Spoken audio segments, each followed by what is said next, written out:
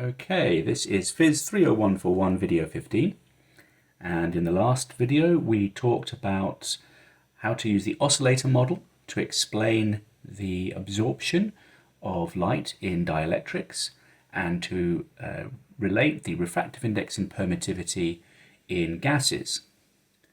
And we saw that in a gas the electric susceptibility is much less than 1. So there is not a lot of polarization. But in a liquid or a solid, we would also like to explain the relationship between the microscopic properties and the macroscopic properties. And the difference in a dense material, such as a liquid or solid, is that we have an appreciable degree of overall polarization. So how can we explain this?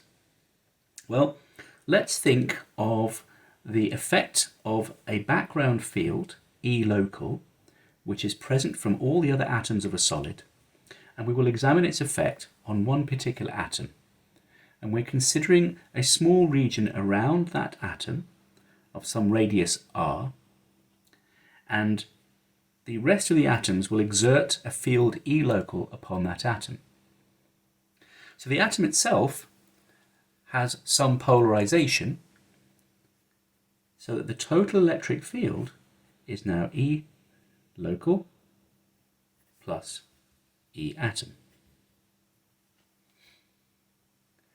Now, if I have a number of atoms n per unit volume, that's the number density, I can approximately relate the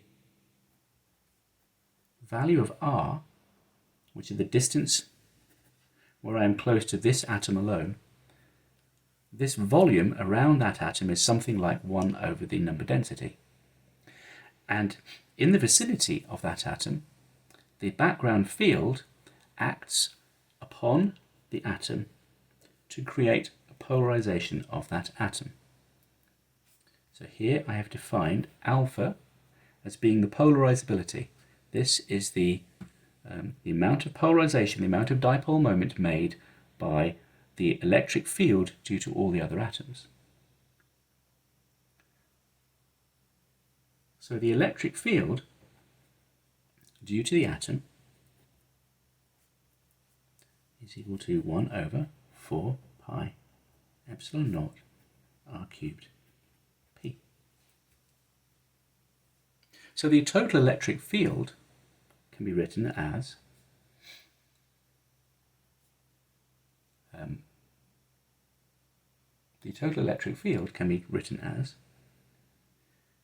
the local electric field from all the other atoms subtracting this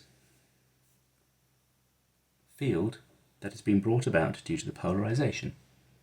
So it's a little bit smaller.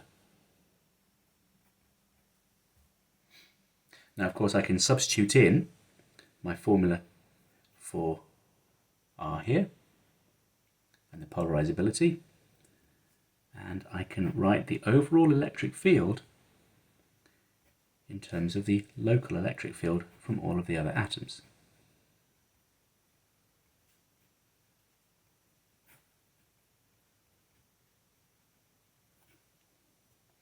So this is a microscopic definition of what's happening. But the macroscopic polarization can be written in terms of the overall susceptibility, the electric susceptibility. Now that, of course, the polarization is given by the number density times the individual dipole moments, which, as we've seen, is equal to n alpha E local. Okay, this equation comes from here. So we can now relate this total field E, which is given by this expression, and we can rearrange it using this expression to give us the following.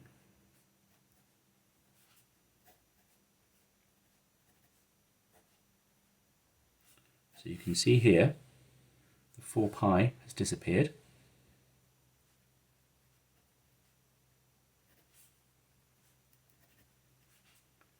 Okay.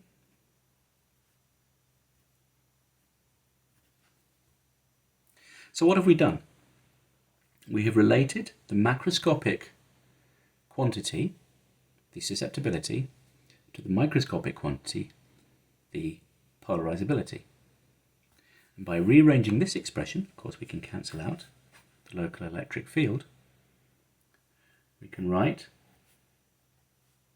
the susceptibility as this.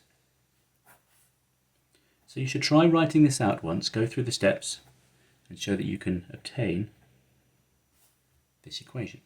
And of course, if I know the susceptibility, I now know the permittivity. So we rearrange these two expressions on the right, and we say that if we know the number density of atoms, n, and we know the relative permittivity, which we can measure, we can relate this to the polarizability of each atom. And this is known as the Clausius-Mozzotti relation.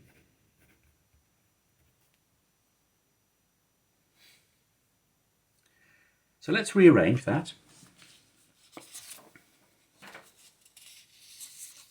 to also obtain the following. We can also write epsilon 0, epsilon r minus 1 equals chi e over 1 minus chi e over 3 epsilon 0. Okay, so you should be able to rearrange this expression here to obtain this expression here.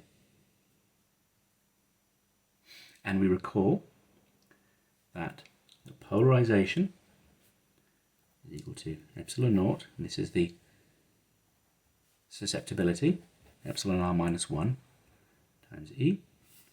So straight away by inspection, we can write the polarization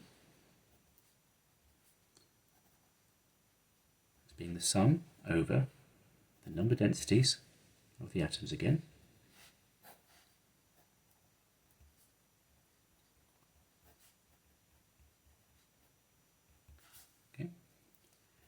for a given electric field oscillating at a certain frequency. We can now relate that. Okay, so we already knew this from our previous atomic model. We can now relate that to our expression up here.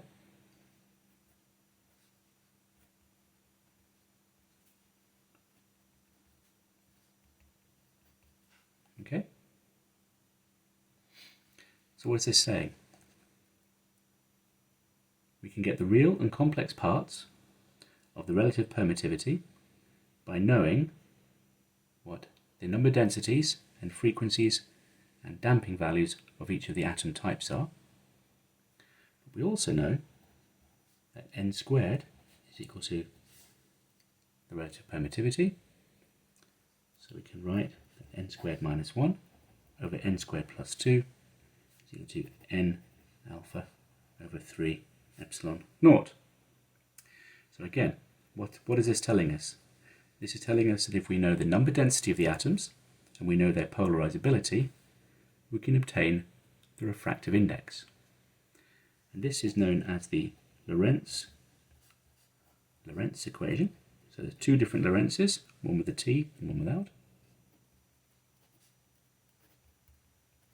And again, it's another example of how the microscopic properties of a material can be related to its macroscopic properties.